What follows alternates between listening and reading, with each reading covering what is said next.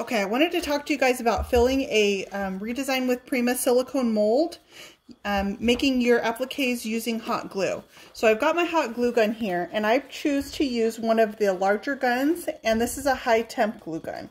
And the difference that makes is your glue is going to flow a little bit faster, so you'll be able to fill the mold faster, and that helps you to not get air bubbles in your finished mold.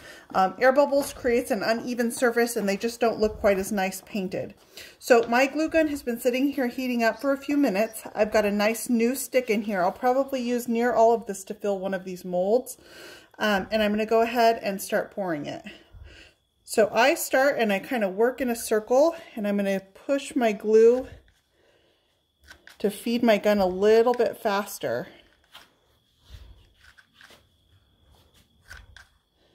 There we go. I just felt it kind of grab onto this stick, and now it's flowing a little bit better.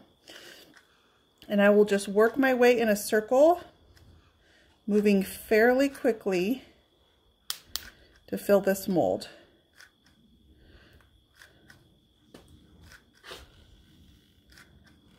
I'm getting to the end of my stick. Now I'd rather make sure that I've got the entire front of my mold filled, even if it's a little more shallow. All that's going to mean is that my back is a little more shallow than my front is. Okay, so that one's fairly full. Let me get some of these edges over here that I didn't get quite as much glue into.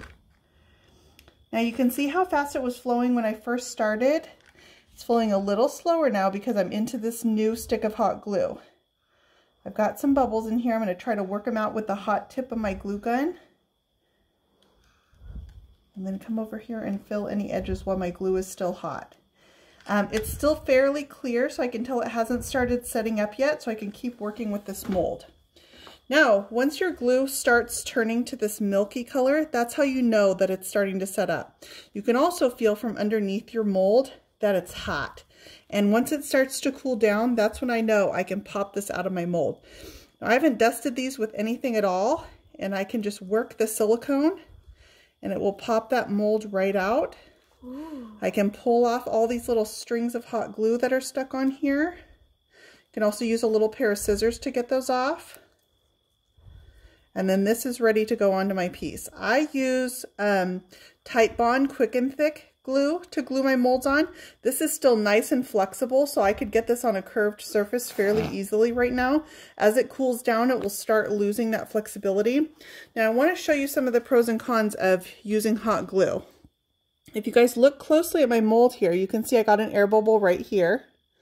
There's a couple air bubbles in here. So it's an imperfect way to make a mold, but it is fairly quick to do it. So this would still be beautiful on a piece and painted. You would barely notice that flaw right there.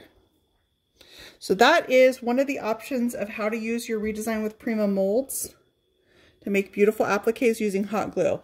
This one I'm going to keep letting set up, and then I will pop that one out and I'll have 2 molds pre-made.